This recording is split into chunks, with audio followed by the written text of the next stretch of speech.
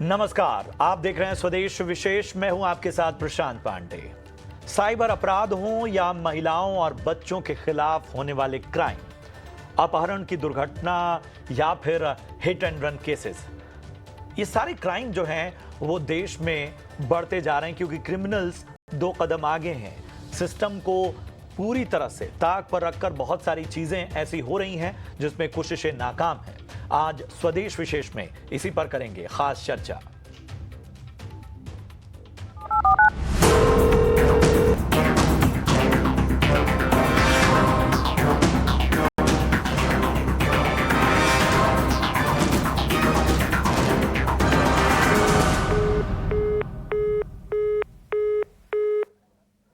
जी हां, बढ़ता अपराध सिस्टम परास्त। हम ऐसा इसलिए क्यों कह रहे हैं क्योंकि एनसीआरबी ने देश में 2023 में हुए तमाम अपराधों के मामले में एक रिपोर्ट जारी की है।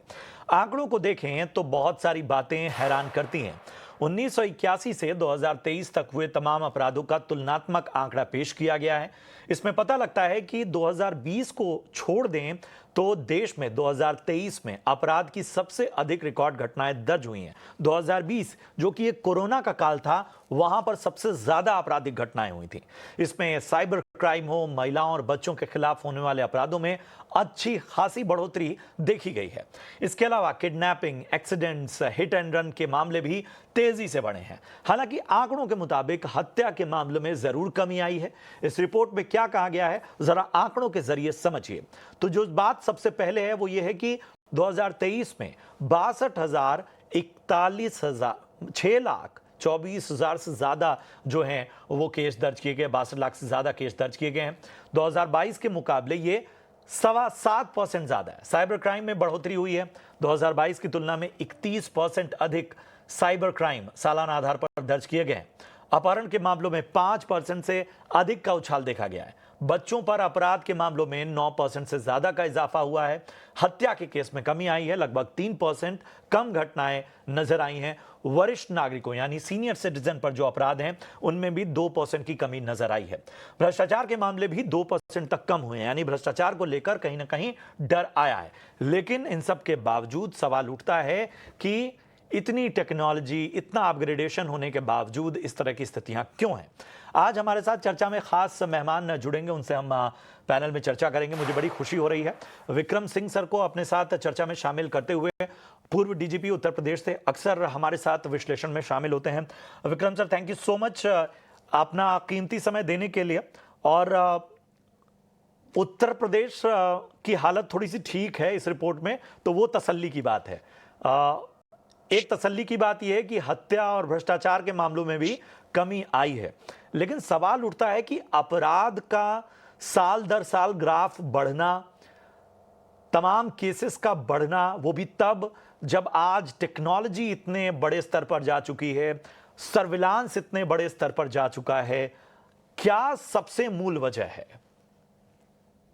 देखिए, मैं 3 बातों से नमस्कार आपको और आपके चैनल को आभार कि आपने मौका दिया इस महत्वपूर्ण बिंदु के ऊपर विचार-विमर्श करने का। सबसे पहले हम ये समझ लें कि स्टैटिस्टिक्स पे ये कहा जाता है, पुलिस रेगुलेशन में भी है कि undue reliance on statistics is not very appropriate.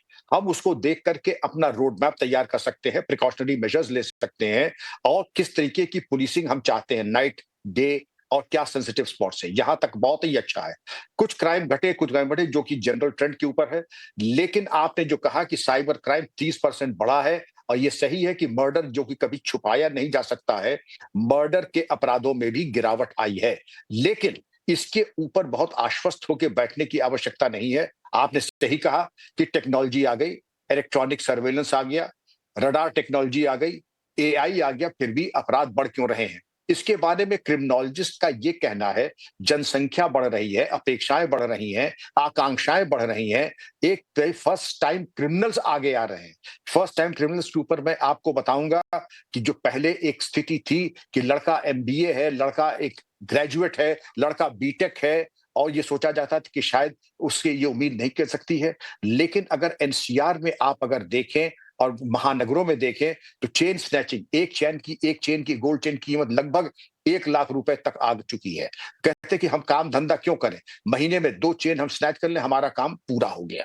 और दुर्भाग्य से जो फर्स्ट टाइम क्रिमिनल, जो नया आयाम सामने आया है, जो फर्स्ट टाइम क्रिमिनल्स का है, जो पढ़े लिखे युवा हैं, वो चीज है। और दिल्ली पुलिस ने तो यहां तक कहा कि इनका फर्स्ट टाइम क्रिमिनल्स जिनका कोई आपराधिक रिकॉर्ड नहीं है, आपराधिक केस नहीं है, और फर्स्ट टाइम क्रिमिनल्स सिर्फ यही चेन स्नैचिंग तक नहीं है, जो आपकी हाई एंड कार्स हैं उनके लॉकिंग सिस्टम को क्रैक करके उनकी चोरी करना, उनको कैनिबलाइज करना। और तीसरी चीज है ह्यूमन ट्रैफिकिंग। आपके तमाम ऐसे फेक मतलब रोग एप्स बन गए हैं कि रेव पार्टीज, जहां पर सब्सटेंस अब्यूज को एक इंस्टीट्यूशनलाइज तरीके से होता है, और खासकर एनसीआर और दिल्ली में आपने सुना होगा रेव पार्टीज, तो युवाओं को भटकाना क्राइम स्टैटिस्टिक्स में ये मैंने आपको योगदान दिए। सोशल मीडिया, युवाओं का, फर्स्ट टाइमर्स का, क्विक मनी का, और ये एक भावना जो है जुडिशियल सिस्टम में, आपने सारे संसाधन तो दे दिए, लेकिन संसाधन का जो एंड प्रोडक्ट है, अगर वहीं पर एक खोट आ जाए, जैसे कि जुडिशियल सिस्टम में है। कहा यह जाता है कि अगर certainty of punishment is the biggest deterrent, अगर दंडात्मक कार्रवाई भली भांति समय से हो जाए तो सबसे बड़ा डिटरेंट वो होगा। और दिखाई क्या पड़ रहा है, हत्या भी अगर कर लें, और लोग कहते हैं कि अगर जेब में आपके 10 लाख रुपए हो तो आपको कोई सजा दिलाने वाला नहीं है। तारीख पे तारीख, वकीलों को खरीदना, गवाहों को हॉस्टाइल करा देना, और इसके अलावा ये तमाम चीजें आ गई हैं। अब आप जो अभी इस वक्त दिखा रहे हैं कि साइबर क्राइम, न हींग लगे न फिटकरी, आप 2 मोबाइल फोन और 3-4 सिम कार्ड लीजिए, सेक्सटॉर्शन, साइबर क्राइम और क्रेडिट कार्ड फ्रॉड्स करते रहिए। और जिसको कि एक किसी ने स्टिंग ऑपरेशन किया था नूह में साइबर क्रिमिनल्स का, उनका कितना कमा लेते हो, उनका हम करीब महीने के 4 लाख कोई मामूली वो चीज नहीं है। टर्नओवर करना धरना कुछ नहीं है। घर बैठे आप लोगों को टारगेट करें, जैसे मछली का कांटा आप लगा लेते हैं, तो आपने 6 मछली के कांटे लगाए, दिन भर बैठे, और आपको शाम तक अगर 20-25 हजार रुपए मिल जाते हैं, तो डीजीपी की तनख्वाह से ज्यादा की कमाई तो वैसे ही हो रही है।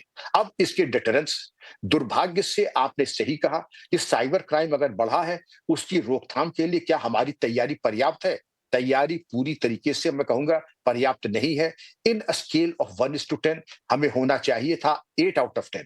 आज हम बहुत ही खींच करके बहुत लिबरली मार्किंग करें तो हमारा स्टेटस 4 आउट ऑफ 10 से ऊपर नहीं जाएगा। हमारे इन्वेस्टिगेशन स्किल्स, साइबर फॉरेंसिक्स को लेकर के, उसके इन्वेस्टिगेशन और प्रोसिक्यूशन में जो टेक्नोलॉजिकल इनपुट्स हैं, जो हार्डवेयर और सॉफ्टवेयर कंपैटिबिलिटीज हैं हमारे इन्वेस्टिगेशन में, शायद हमें बड़ी लंबी यात्रा करनी है। एक शुरुआत हुई है, लेकिन जो अपराध का प्रकार, अपराध के आयाम और अपराध करने वाले, आप अगर यहीं आ जाए, जैसे एक मिसाल आप ले लीजिए, क्या हमने कभी सोचा था कि छांगुर ऐसा कोई कांड, मानव तस्करी का, धर्म परिवर्तन का और जबरन धन वसूलने का संभव था, वो भी बलरामपुर ऐसे जिले में?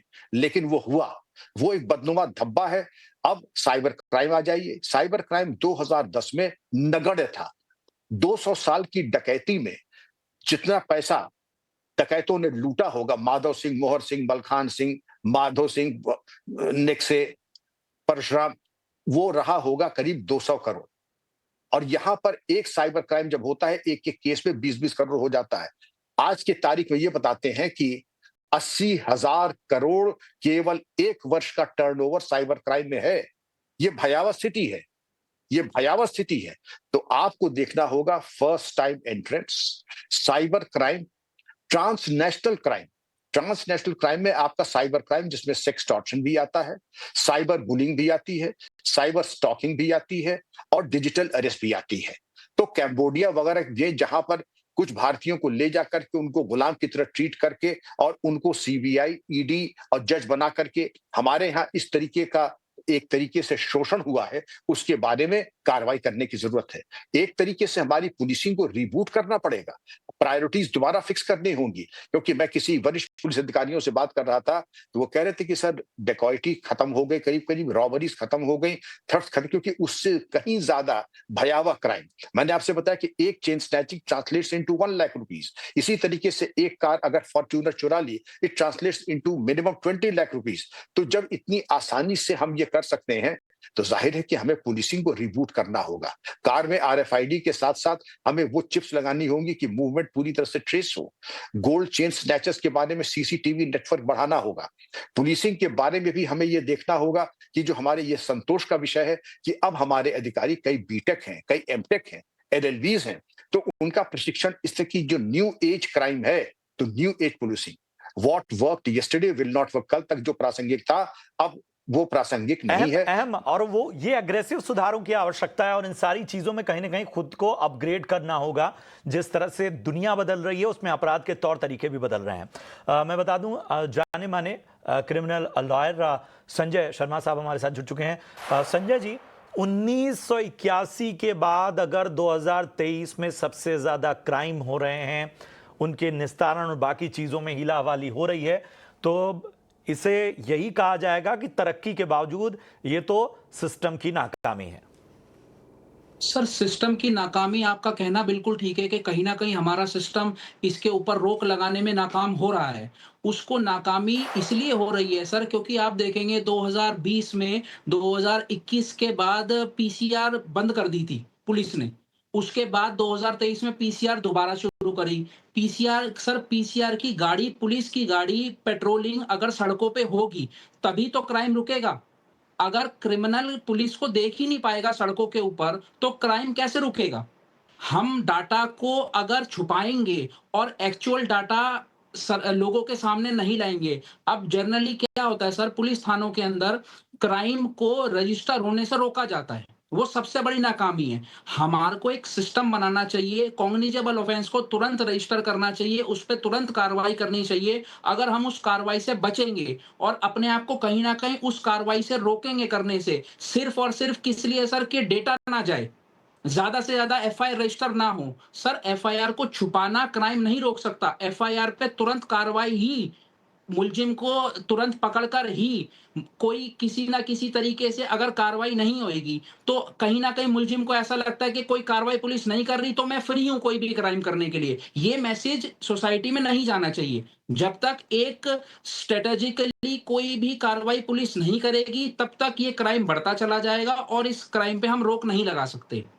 पेट्रोलिंग होनी चाहिए, पेट्रोलिंग के बाद सर मुस्तैदी से पुलिस को केस को रजिस्टर करना चाहिए। आप देखें सर, कितने क्रिमिनल केसेस ऐसे हैं जो रजिस्टर ही नहीं होते। Despite sir cognizable offence, senior citizen, छेड़छाड़, चोरी, डकैती, सर ये कहीं आप अगर एक्चुअली थानों के अंदर जाके ये पता करेंगे कि एफआईआर की कॉल्स कितनी हुई, कॉग्निजेबल ऑफेंस की 100 नंबर की कॉल्स कितनी है, तो आपको एक्चुअल डाटा पता चलेगा सर कि एक्चुअल डाटा है क्या। ये तो सर वो डेटा है जो मुकदमे रजिस्टर हुए हैं। कई एफआईआर तो ऐसी हैं जो केस रजिस्टर ही नहीं हो पाए। बिल्कुल अहम बात आपने कही। विक्रम सर, मैं एक समझना चाहता हूं, अक्सर ये देखा गया है कि जो केस दर्ज कराने वाली स्थिति होती है उसमें पीड़ित भी कई बार पीछे रह जाते हैं। वो उनको भी कहीं ना कहीं इस तरह से डिस्गाइज कर दिया जाता है कि भाई मुकदमे में मत फंसो, देख लो, हम देख लेते हैं बाकी चीजें। दूसरा ये है कि खास तौर पे पूरे पुलिसिया सिस्टम में ये देखा गया है कि एक पुलिस के ऊपर भी प्रेशर होता है और कई मामलों में कॉम्प्रोमाइज वाली सिचुएशन आ जाती है। मतलब ये साल दर साल में स्थितियां बदली नहीं है। इसकी बड़ी वजह क्या देख रहे हैं आप? क्या मतलब, क्या इसी तरह हम हर चीज में आगे चले जाएं और उसके बावजूद हम आज भी पुलिसिया दबाव, किसी तरह के कॉम्प्रोमाइज, घूसखोरी, इन सारी चीजों की बात कर रहे हैं? आप देश के वरिष्ठ न्यूज़ एंकर हैं और संजय जी प्रतिष्ठित अधिवक्ता हैं, मैं पूर्व पुलिस महानिदेशक हूं। आप जरा कोशिश कर लीजिए, जाके एफआईआर लिखा के दिखा दीजिए। माउंट एवरेस्ट चढ़ना आसान होगा, एफआईआर लिखाना आसान नहीं है। बिल्कुल सही कहा आपने, क्योंकि ये पुलिसिंग के डीएनए में है मिनिमाइजेशन, क्योंकि मिनिमाइजेशन से काम कम करना पड़ेगा। सौदेबाजी पूरी होगी, डॉक्यूमेंट होगा नहीं, काम नहीं होगा और हम स्ट्रेटेजी हमने अपराध पूरी तरह से नियंत्रण में किया। दुर्भाग्य से मिनिमाइजेशन की रोक के लिए बीएनएस ने बड़ी अच्छी व्यवस्था की है, जो कि भारतीय न्याय संहिता है, जो इंडियन पिनल कोड के बाद आया है। जीरो एफआईआर का भी प्राविधान किया गया है और उसमें तमाम दर्ज करने के बारे में इंक्वायरी तक की व्यवस्था की गई है। लेकिन अंततोगत्वा हम चले बहुत, पहुंचे कहीं नहीं। मिनिमाइजेशन आज भी एक विकराल समस्या है और इसका समाधान देश के नेतृत्व को और पुलिस लीडरशिप को करना ही पड़ेगा। और इसके ऊपर जो उसके दुष्परिणाम है वो आपके सामने है। लेकिन क्राइम रजिस्टर ना हो, चलिए 156 3 पुराने सीआरपीसी से आपने लिखा भी लिया, कहीं आपने किसी संपर्क सूत्र एफआईआर लिखा भी लिया, उसके बाद इन्वेस्टिगेशन दूसरा प्रॉब्लम तब शुरू होता है कि साहब इसमें तो आप कोर्ट में फंसेंगे, इसमें तो ये है, इसमें तो वो है। अंततोगत्वा ये होता है, अब मैं कहना नहीं चाहता हूं, लेकिन investigation in itself often results into becoming extortionary tactics. चलिए चार्जशीट हो गया। अब चार्जशीट अगर हो गया तो शर्मा जी आपको बताएंगे, आज एक केस चार्जशीट होता, उसका नंबर आएगा 25 साल बाद। तो 25 साल किसने देखे हैं साहब? एक जो चीज अगर हम साल 2 साल 5 साल में ना कर पाए, तो 25 साल का तो धीरज और सामर्थ्य किसके पास है? करोड़ों केसेस की पेंडेंसी है। तो अगर एक प्रॉब्लम को हम देखें, रजिस्ट्रेशन से शुरू करके इन्वेस्टिगेशन, प्रोसिक्यूशन और ट्रायल स्टेज तक हम ले जाते हैं, तो हम पूरी चीजों को कर लें। अगर और देशों ने किया, अब तो हमने देखा फास्ट ट्रैक कोर्ट्स भी आ गए हैं। राजस्थान ने करके दिखाया कि एक गैंग रेप के केस में 15 दिन में सजा याबी तक करा ली। भाई अगर एक केस में राजस्थान कर सकता है, तो बाकी सभी केसेस में कुछ ना कुछ तो कर ही सकते हैं। एआई का जमाना है, एआई का इस्तेमाल करें, एआई सारे तथ्यों का समावेश कर लेगा, उसके बाद दोनों विद्वान अधिवक्ता बहस करें, ट्रायल कोर्ट करें। लेकिन ये निर्णय हम आप नहीं करेंगे, ये निर्णय होगा सबसे ऊंचे स्तर पे। दिखाई ये पड़ रहा है, कुछ ऐसे तत्व हैं जो नहीं चाहते हैं कि एक्सपेडिशियस ट्रायल हो, एक्सपेडिशियस इन्वेस्टिगेशन हो। हालांकि ये एक अच्छी पहल गृह मंत्री जी ने बताई है कि अब जो व्यवस्था आ रही है कि प्रथम सूचना से लेकर के सुप्रीम कोर्ट तक की अपील तक का एक समय निर्धारित कर दिया गया है। हो जाए तो बहुत अच्छी बात है, हम सब बहुत प्रसन्न होंगे। सवाल लेकिन है जो कि किसी भी हियरिंग से लेकर पूरे प्रोसेस का अगर समय सीमा और जवाबदेही तय हो जाए, एक अकाउंटेबिलिटी तय हो जाए, इस देश में सबसे बड़ी जो समस्या वही है कि हर चीज की जो अकाउंटेबिलिटी है वो तय करने में ही लंबा वक्त लग जाता है। मुझे यहां पर एक ब्रेक के लिए रुकना होगा। ब्रेक के उस पार अभी तक हमने समस्याओं की बात की, समाधान की ओर फोकस करेंगे। एक व्यक्ति के तौर पर अगर आपके साथ कोई ऐसी वारदात हो रही है, तो फिर आप क्या क्या आपके पास अधिकार हैं और मौजूदा व्यवस्था में किसी भी तरह से बिना परेशान हुए क्या आप आगे बढ़ सकते हैं? सवाल सबसे बड़ा यही है। एक ब्रेक के बाद इस पर चर्चा करेंगे।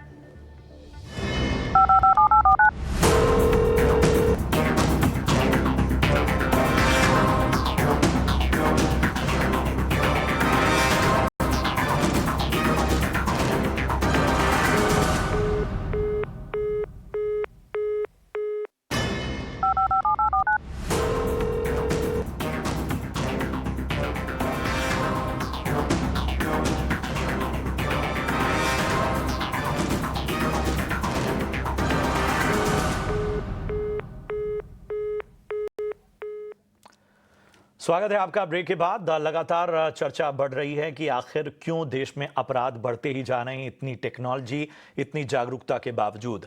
स्नेहिल ढाल हमारे साथ इस वक्त जुड़ चुके हैं, जाने माने क्रिमिनोलॉजिस्ट हैं। स्नेहिल, हमें बताइए कि महिलाओं और बच्चों पे जो अपराध की संख्या बढ़ रही है, मतलब मैं तो ये मान के चल रहा था कि समाज जो है वो और ज्यादा बेहतर जब होता है, और ज्यादा शिक्षित होता है, और ज्यादा उसमें चीजों को देखने पढ़ने की क्षमताएं बेहतर होती हैं, तो इस तरह के क्राइम तो कम होने चाहिए थे।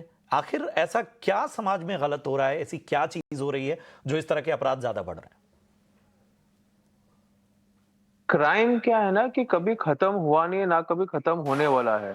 इस समय क्या हुआ है कि जो मोड ऑफ कम्युनिकेशन है, जितने लोकेशंस है रजिस्टर करने के लिए, वो बहुत ज्यादा बढ़ चुके हैं। तो उस वजह से ऐसा लग रहा है कि हाँ, क्राइम बढ़ रहा है।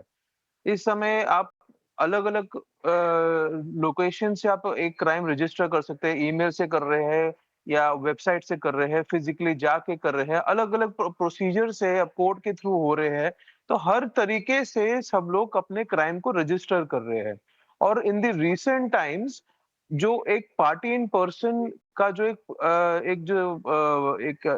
लिबर्टी जो दी गई है कानून में, वो भी बहुत सारे सिविलियंस ने अपने खुद से ही आर्ग्यू करना और खुद से ही रिपोर्टिंग करना है का एक नया एक बीड़ा उठा के रखा हुआ है। तो इट इज मोर अबाउट कि जो क्राइम्स पहले हो रहे थे, वो अब हर विक्टिम खुद रजिस्टर करने के मोड में जा चुका है और वो इंटेंशनली उसको अच्छे से मेक श्योर करता है कि अगर लॉयर या पुलिस या कोर्ट या बाकी जो भी जस्टिस देने के जो मशीनरीज है वो नहीं काम कर पाते, तो वो खुद उसको रिपोर्टिंग करने के हिसाब से वो शुरू हो जाते हैं।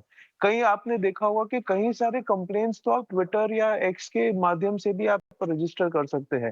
तो ऐसे बहुत सारी चीजें हैं जो पहले शायद नहीं हुआ करती थी, अब उसके प्रिविलेजेस बढ़ा। रिपोर्टिंग बेहतर हुई है और वो आंकड़ों में दिखती है, लेकिन आंकड़ों के अलावा सबसे बड़ा वही सवाल है कि आखिर क्या हमारे पास कोई ऐसा मॉडल नहीं है। विक्रम सर, चलिए मैं बाकी अपराधों को तो चलो एक कह सकता हूं कि उसमें बहुत सारी चीजें ऐसी हैं जहां पर प्रक्रिया है, लेकिन अगर हम किडनैपिंग या हिट एंड रन केस में भी लगातार इजाफा देख रहे हैं इतने सर्विलांस के बावजूद, तो क्या हमारे पास, मतलब आपके पास तो अच्छा खासा तजुर्बा है, क्या हमारे पास ऐसे किसी देश का मॉडल नहीं है कि इस तरह के अपराधों पर अंकुश लगाया जाए? जी, हमारे पास स्कैंडिनेवियन कंट्रीज का मॉडल है, यूरोपियन कंट्रीज का मॉडल है कि गोल्डन आवर्स की पवित्रता का ध्यान रखते हुए यह सुनिश्चित किया जाता है कि जो भी कोई एक्सीडेंट के बारे में सूचना देगा, घायल को लेगा, उसके ऊपर कोई कार्रवाई नहीं होगी। मेडिकल फैसिलिटीज और हॉस्पिटल इसके ऊपर तर्क न करके पहले इलाज देंगे। लेकिन जो भय और सशंकित हमारी जनता है, उसको पूरी तरीके से मैं समझता हूं आश्वस्त नहीं है कि उनका उत्पीड़न ये करने के बाद नहीं होगा। और ग्राउंड रियलिटी भी दुर्भाग्य से यही है कि उत्पीड़न होता है, जो अस्पताल ले जाता है उसका भी, और जो एफआईआर कराता है उसका भी। उसको काफी हद तक कम भी हुआ है, बहुत कम हुआ है, लेकिन यात्रा लंबी है, उसको दूर किया जाएगा। और सबसे बड़ी चीज है कि जो हम समझते हैं कि आपको दिखाई पड़ रहा है कि जो बीएमडब्ल्यू केस है, सलमान खान केस है, ये तमाम केसेस में अगर बरी होते हम देख रहे हैं, तो सब आदमी समझते हैं कि अगर वो बरी हो सकते हैं तो हम भी बरी हो सकते हैं। तो समझाने वाले जैसे समझाने वाले होते हैं, वैसे बुद्धि बन जाती है। और एक्सीडेंट के बाद एकदम से डराने वालों की संख्या बहुत ज्यादा है, समझाने वालों की संख्या नगण्य है। आप ऐसे कुछ शरीफ लोग हैं, जो कि संस्कारी लोग हैं, जिन्होंने बताया कि ये औचित्यपूर्ण है, मगर दुर्भाग्य से दूसरी ओर ये कहते हैं कि आप अगर इस कॉस्ट को बेयर करने के लिए तैयार हूं, तो अपने ड्राइवर के ऊपर लाद दीजिए, गाड़ी छोड़ के भाग जाइए, बीमार को मत ले जाइए। तो अंततोगत्वा जो भयावह स्थिति आई है उसके ये प्रैक्टिसेस बड़े लंबे समय से चल रही हैं। संजय, बहुत संक्षेप में आंसर चाहूंगा। एक बहुत बड़े साहित्यकार ने कहा था कि कानून सिर्फ कमजोरों के लिए है, वो सारा उसका जो शिकंजा है वो सिर्फ कमजोरों के लिए है। मतलब अगर हम इस दौर में भी इसी तरह की स्थिति देख रहे हैं कि लोग रिपोर्ट लिखाने से बच रहे हैं, लोग रिपोर्ट लिखा भी दे रहे हैं तो चीजें कॉम्प्रोमाइज हो जा रही हैं, मतलब हम तो मतलब पक्षियों से भी ज्यादा विवश हैं। ये सिस्टम का फेलियर है। आप जैसे सर ने अभी थोड़ी देर पहले बताया था कि एक आदमी अपनी शिकायत लेके पुलिस स्टेशन जाता है, तो उस शिकायत के लिए शिकायतकर्ता को ही इतना परेशान किया जाता है, इतना हरेस किया जाता है कि वो अपनी कंप्लेंट ही वापस ले लेता है।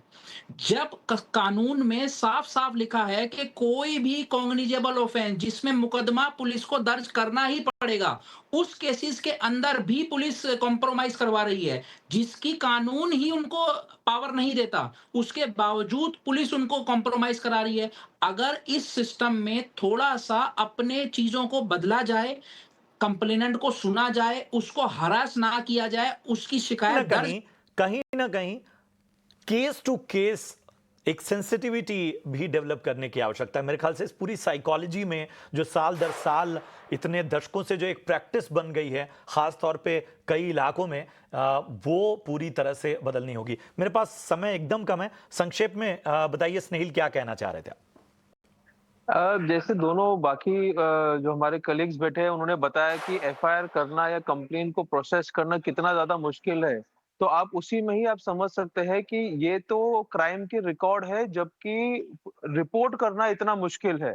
तो अगर उसको रिपोर्ट करने को एकदम तो और ज्यादा आराम से एक कंप्लेनेंट जो है, एक विक्टिम है, शायद हमें इस मामले में भी बड़े रिफॉर्म की जरूरत है। वक्त की दरकार यही है कि पूरे सिस्टम को थोड़ा और बेहतर बनाया जाए, थोड़ा सा और ह्यूमन बनाया जाए। वही सबसे बड़ी समस्या की जड़ है।